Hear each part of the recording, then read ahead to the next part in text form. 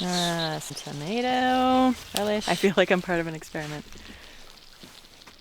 I'm just over at the log cabin, and my brother Kevin from Modern Self-Reliance, he's been working on this thing. I'm going to pick him up and we're going to head over to the beaver pond. But I wanted to mention my sponsor before we go. It's the Lawnmower 4.0 by Manscaped, and I'm going to give you guys some links and some info in a second. But I don't see him around here. He said he was going to be working on the interior. If you guys checking out his channel, he's got this thing rigged up pretty sweet. My goal by the end of this video is to get a whole bunch of beaver meat and invite my whole family out. I do want to mention my sponsor real quick. Well, this is the Lawnmower 4.0, so it's got a bunch of new features. This is brand new, out now, new design. It's waterproof, so you can use this in the shower. Obviously, it's for manscaping. It's for your balls, but it's got some new cool features.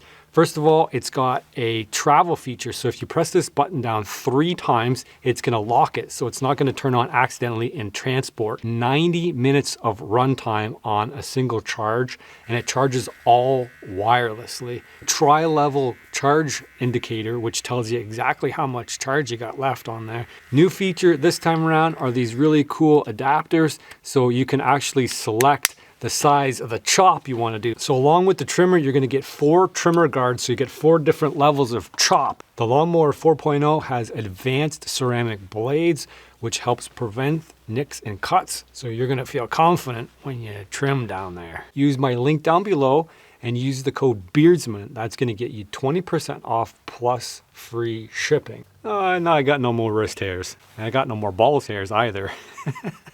All right, let's go see if we can't find Kevin.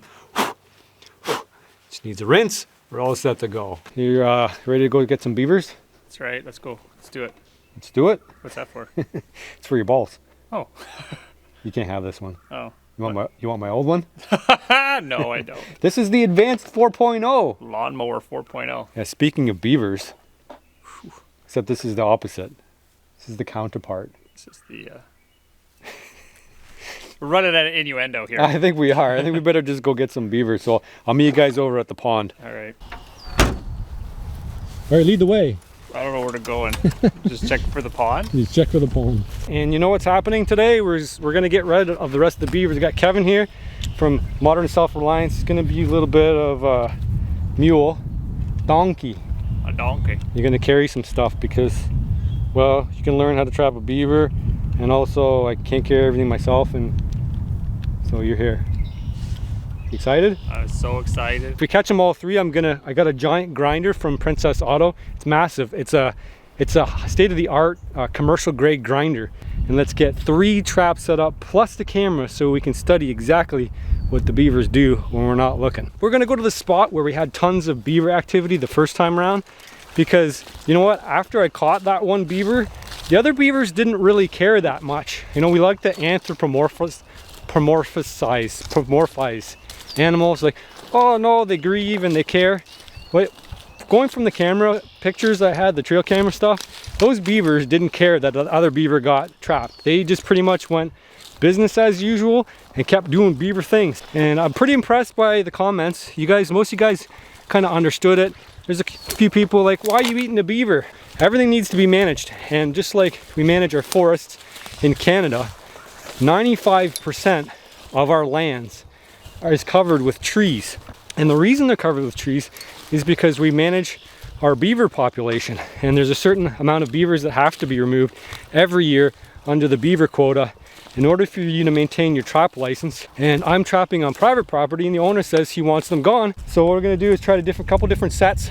Last time we had the set mostly out of the water. This time I'm gonna submerge them. I'm gonna take your advice. Any comments?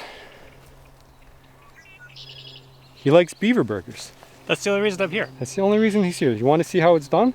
You wanted to carry my gear for a couple steps and maybe get your fingers pinched in the trap? No, that's the goal number 1 is to not get myself stuck in that trap. No, those are 330 Connie Bear. Those are the things you do not want to get your hand stuck in. I got my hand put in a 120 and it kind of hurt. For fun? No. And my thumb, actually, every time I would touch that one little spot, I would feel it. It would smart. So let's get these set. It shouldn't take us too long to get them set. We'll come back and check them. Simple as that. All right, guys, as requested, you guys wanted the H shape. and we're gonna hang it with the trigger down. Last time we had it set with the trigger up, and the beaver liked to sniff it a lot. And then also we're gonna set it so that it's gonna be below the surface here, not above the surface, because we could tell from the trail camera images that the beaver knew it was there, sniffed it, and then actually dove underneath it. So what I'm gonna try to do is make it so that it's not submerged too deep in the water this time. And so, you know, if they try to swim underneath it, they're actually gonna end up swimming through it. So I think they like to swim along the bottom. That's what I saw anyway. Oh, those tight buns. You looking at my tight buns? It's gratuitous. It's gratuitous bun. Stop looking at my butt. Change the angle. Ah, for all your female fans. Come for the beaver, stay for the buns.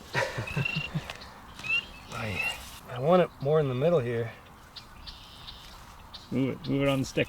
She won't go. Move it on the stick. Then I gotta touch this trap again. Just do it. So safety's on. Well, I'm all stretched out here in the most awkward position in the whole world. Put a couple of sticks in here.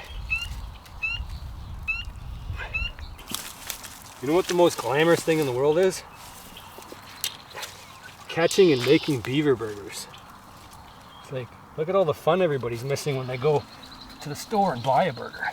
Who's just waiting for that trap to go off? So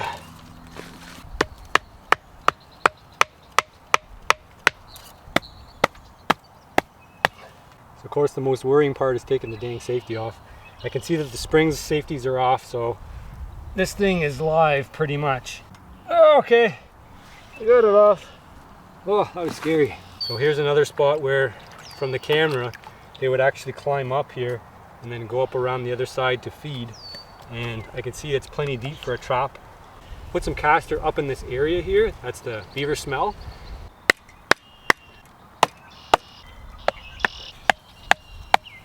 Alright guys, we got the camera, one camera here. We got trap here, but remember the beavers are coming from that direction over here. We got one camera over there on the tripod. So I think the only one, well, I think that will catch activity on this one and this one. So we got the hat trick set up.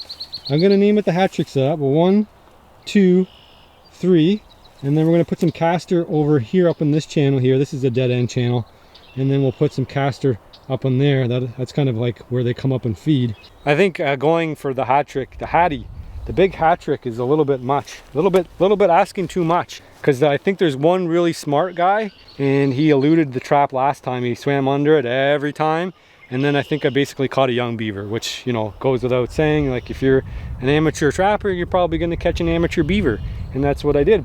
Quick mention, quick shout out to the Duke Company for sponsoring my traps, the 330s I'm using today. And the Canadian Coyote Company, they're supplying the lure that I'm going to put in here.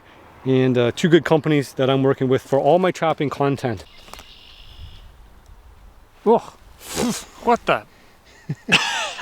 It smells like Rub 8535. Yep. The beaver castor. It's castor. That's gonna get him come in. C'est en français, c'est castor. Well, yeah, powerful, 40 below.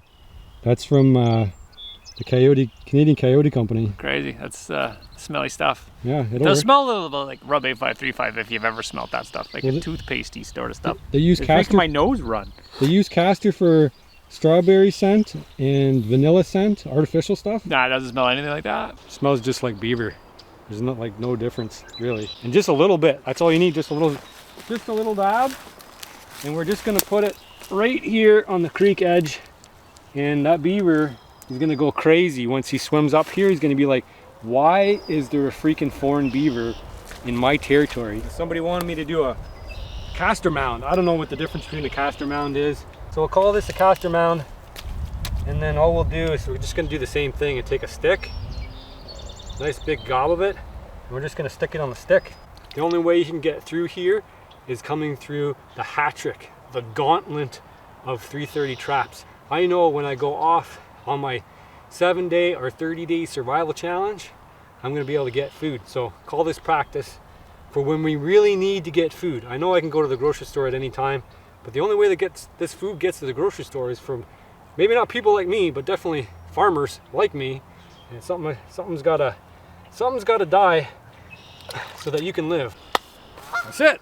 Now we wait. The other camera is right here, and it's aimed right down there. And I hope you guys don't think this is a joke. Last time I kind of made fun a little bit about the beaver situation, but this is a legitimate issue, and it's something that needs to be addressed, and the landowner wants them gone. I'll catch you guys tomorrow, and hopefully I got something to report.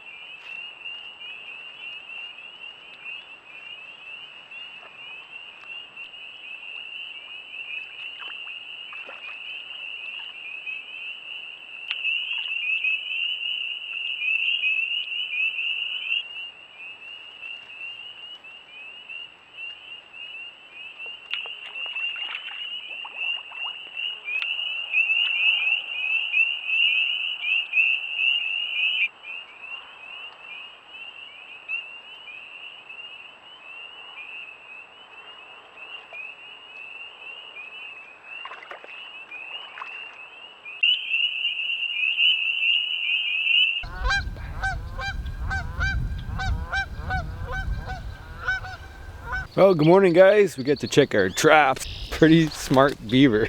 He used the land bridge here. Instead of crawling up over top of it or going through that mess of stuff, he just clambered up on here, and then he used that little runway there. We got bamboozled by the beaver. They're smart guys. I thought they might get smart, but I was still pretty hopeful. Reason being because, well, last time we did the set, he studied everything really carefully, and you know, he knew something was amiss. Here, legally, to use a foothold trap, it has to kill the animal, it has to drown it, and so I don't have the water that's deep enough in here to be able to do that. I think I might actually move a trap up that way a little bit more, because there's a choke point where the beaver can't actually crawl up on land. Here it's kind of open, and so the beaver, once it gets up here, it's accustomed to being up on land. So if I move one over there, I think that'll help things. If the beaver wants to come up in this area here at all, gotta go through this channel, and we know he likes to come up here to do his feeding. I'll add a little bit more beaver castor, but I don't think it's a big attractant for him anymore. He's over the fact that it's a foreign beaver in here. He didn't really come through too much there the other night. I might have to switch to a different castor gland, to a different foreign beaver, because maybe he's tipped off by that too. He's like, whatever, we've been through this rodeo before, we're not gonna do it again. Well, I guess I decided what I'm gonna do here is block off both sides. I mean, I'm really hoping he's just gonna get trapped over there. And I know, like I said, I know there's three, so if one gets trapped there, I might push through and end up with this trap, but I'm hoping that trap works better. But what I'm more curious is to see how smart this beaver really is. He's gonna be like, nah, I'm not going through there. There's no way I'm going through there, ever going through there. Then we'll know we're dealing with a super smart beaver. So I mean, there's only so much I can block off. I'll add a couple more sticks here, because I can see there's a spot where he can climb up there and then still go around. But the problem is it's all flat here, and once he's figured out that there's a trap and he doesn't want to swim through it, he's not gonna swim through it. So what can you do? Anyway, we'll set the camera up and see what happens here. We got it fenced off more than we normally would like to fence it off. But we're dealing with a smart beaver, an educated beaver now. I'll have to come back tomorrow, see what happens.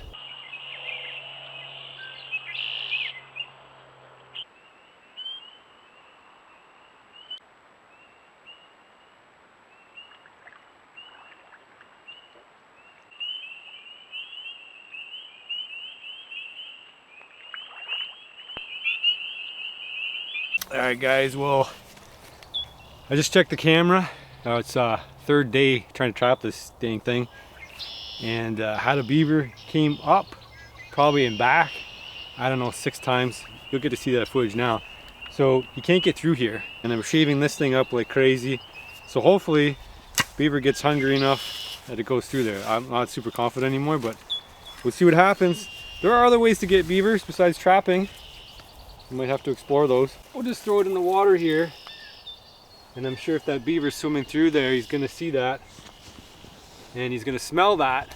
So, whew, that's stinky.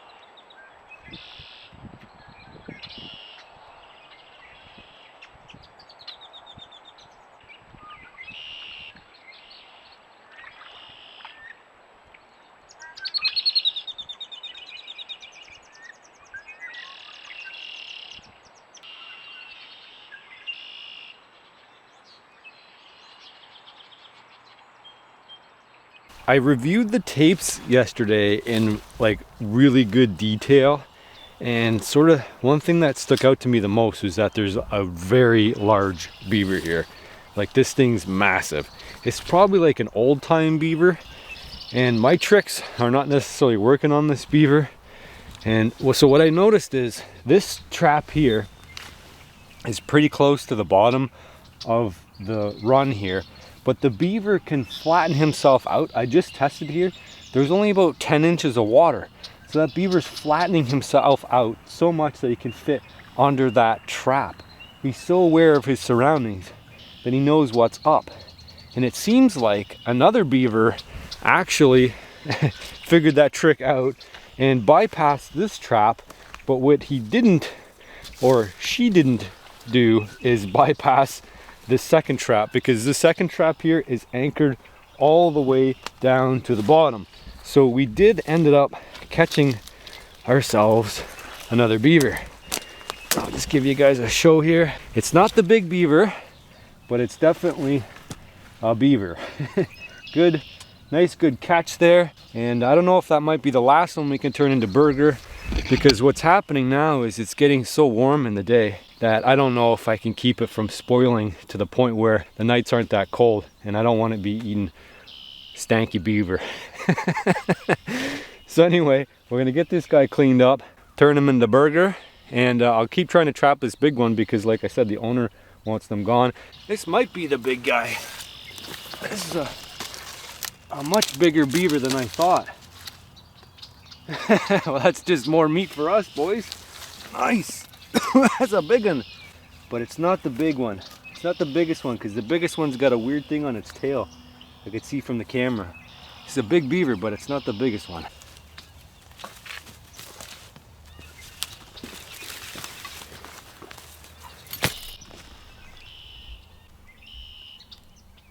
Well, I've done something really sneaky here. I didn't show it on camera, but you'll get the idea. So what I have is a trap pretty much just below the surface. That's the original trap. And then from the trail cam footage, we see that the beaver is swimming, diving under, popping up, and keeping going. Well, I put another trap, sneaky, another 330 on the base of the creek bottom here. So when that beaver comes up here, dives down through the first trap, hopefully he's gonna end up in the second trap. We're not going to track what happens with these traps on this video. You'll have to tune into another one. I'll give you guys another update if we do manage to catch another beaver here. Again, this is about being able to live off the land in case things go bad. And so this is my practice now, so that if time ever comes, then I'll be ready. And I think by you guys watching these videos, you'll be ready too, and you'll know what it takes to survive in case the modern world falls apart. All right, let's go eat some burgers. Hi. Oh, Beaver. thank you. There you go. It's nice. It's a lot of meat. It is. It's only one beaver too. Imagine that. What do you think? Looks good? Not really. Not right now. Am I gonna have a taste? It looks raw. It's the only thing we have to eat. Now we have some other stuff we can add to it. Okay. It's almost as big as Mom. Here, stand beside Mom. Look at that. Yep. It's getting there. A teenager. Oh my god.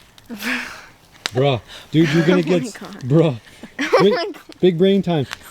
Dude, you're gonna eat that beaver, you're gonna get so big after that. What do you think? Why? I don't know. Put some hair on your chest. All right, you can stop You can stop holding the beaver. Okay, that's It's almost ready to go though. Getting hungry. We got all our ingredients here. We got the adobo spice. We're gonna probably put some maple syrup in there. That'll be pretty good. And then I didn't do the bacon today, and it's kind of hard to find a butcher at short notice, so we just grabbed some sausages. So I'll mix that in there. We got some regular onions this time, and we got a giant grinder here from Princess Auto. This thing is a absolute beast. I've never owned anything so fancy schmancy as this before. And we got it rigged up to the battery pack here, and I think it's only got one setting, on or off. And then we got I've even got like a meat tray. I'm so fancy. And it came with a meat pusher. So all you have to do is basically feed it in this giant pan, and it's going to come out down here as burger. Hopefully everybody enjoys it. I think we probably ended up with maybe 4 pounds, maybe 5 pounds of meat there. That's pretty good. Not a bad haul. I was hoping for 3 beaver. I got 1. So we'll have to do, but it'll be plenty enough for everybody here to eat.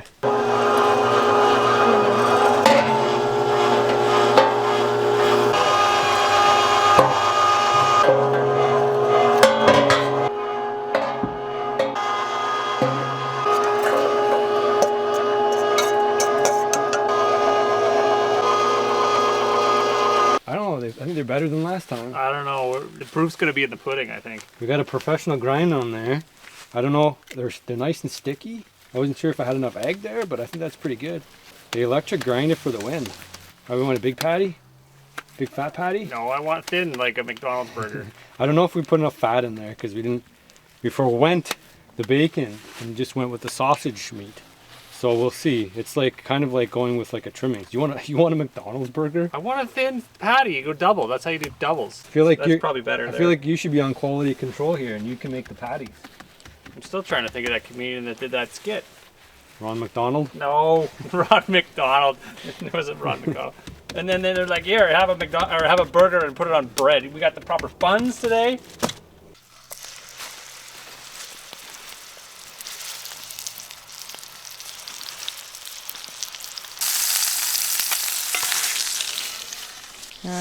some tomato, relish, mustard, and ketchup. Okay. I feel like I'm part of an experiment. Smells good. It's a good burger. Scale 1 to 10? 8. 8? Mm-hmm. Wow. 8 out of 10. What's it missing? Piece of cheese? No, I just don't know what to give it. Like, I don't know. I've never rated a burger before. I don't eat a lot of them. It's tasty. It's good. It's just a good burger. It's just a good burger. Does it taste like anything? No, it doesn't taste like a regular hamburger, but it doesn't, like, there's nothing offensive about it. What'd you get? Did you get anything besides ketchup? Well, I got some burger, but all I tasted was ketchup. You think? What the heck? Oh my god. It's okay. Not bad. It's not just not bad. That's it? It's just not good, not bad. Yeah. It's just a burger. Well, maybe you put too much ketchup on that. I got pickle relish, mustard, Yeah. Is it tomato? and a tomato. Yeah. Try it out. A tomato? Thumbs down. Thumbs down? What do you mean thumbs down? No, the texture is a bit different than like beef, but it's tasty. I would eat it again. Is it gamey?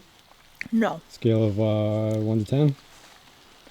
but I have nothing compared to, so it's like on its own. It's just on its own. It's on its own. You would just eat it again. I would just eat it again. What do you think? So Mike? you're still eating the burger, so it must be pretty tasty, huh? Well, still, but I still don't like it. You don't like it, but you're going to eat the whole thing. Yeah. Well, I believe people's actions over their words. So I'm going to say you're acting like you think it's pretty good.